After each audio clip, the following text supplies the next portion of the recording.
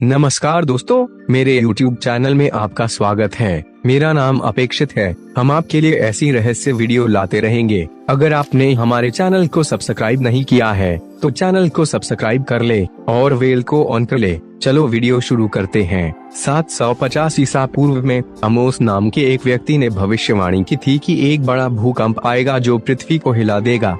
उन्होंने भविष्यवाणी की कि यह प्रभु का दिन होगा। आमतौर पर धार्मिक विचारों से उत्पन्न होने वाली प्राकृतिक आपदाओं की भविष्यवाणियां सच नहीं होती हैं। लेकिन आमोस कुछ ऐसा जानता होगा जो दूसरों को नहीं पता था, क्योंकि उसके द्वारा भविष्यवाणी किए जाने के लगभग 2 साल बाद एक भूकंप आया था।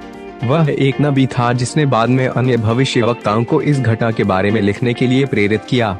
यह संभव है कि आमोस ने देखा भूकंप पहले आया था, लेकिन हम यह सुनिश्चित नहीं कर सकते कि यह धार्मिक विश्वास या वैज्ञानिक ज्ञान के कारण था। यह एक अजीब संयोग भी हो सकता है। अब हम इसे थोड़ा विस्तार रूप में जानेंगे। चैनल को सब्सक्राइब नहीं किया तो सब्सक्राइब कर लो। चलो शुरू करते हैं। एक विनाशकारी भूकंप जिसे वैज्ञानिक साहित्य में 749 के भूकंप के रूप में जाना जाता है, 18 जनवरी 749 को उमैयद खिलाफत के क्षेत्रों में आया, जिसका केंद्र गलील में था।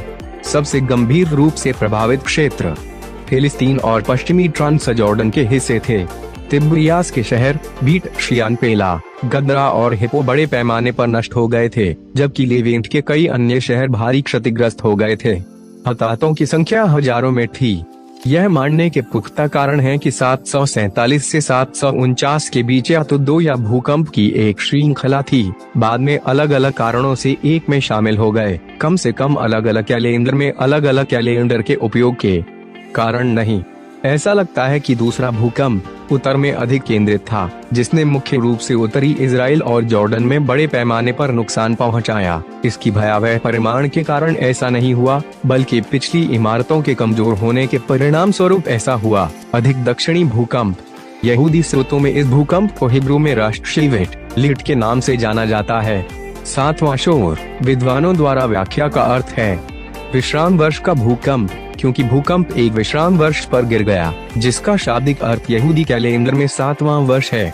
ऐतिहासिक स्रोतों के अनुसार पुरातात्विक निष्कर्षों द्वारा समर्थित सिथोपोलिस, बीट शियान, टिबेरियास, कैपर्नम, हिप्पोस, सुसीता, जेराश और पेला को व्यापक नुकसान हुआ। अलेक्जेंड्रिया के एक कॉप्टिक पुजारी ने बताया कि मिस्र में घरों में समर्थन बीम स्थानांतरित हो गए थे और एक सीरियाई पुजारी ने लिखा था कि माउंट तबोर के पास एक गांव 4 मील की दूरी पर चला गया था। अन्य स्रोतों ने भूमध्य सागर में सुनामी की सूचना दी। दमिश्क में कई दिनों के बाद के झटकों और शहर पृथ्वी में समा गए।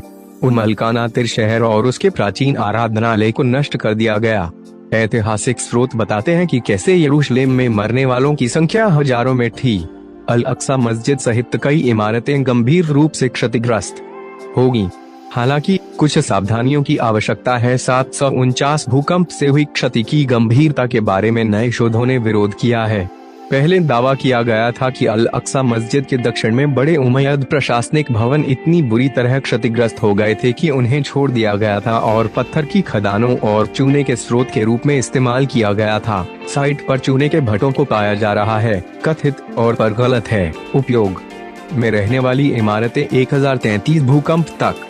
इसी तरह रामला में नई अरब राजधानी शहर केवल नुकसान के न्यूनतम संकेत दिखाता है। वीडियो को लाइक करें और चैनल को सब्सक्राइब करें।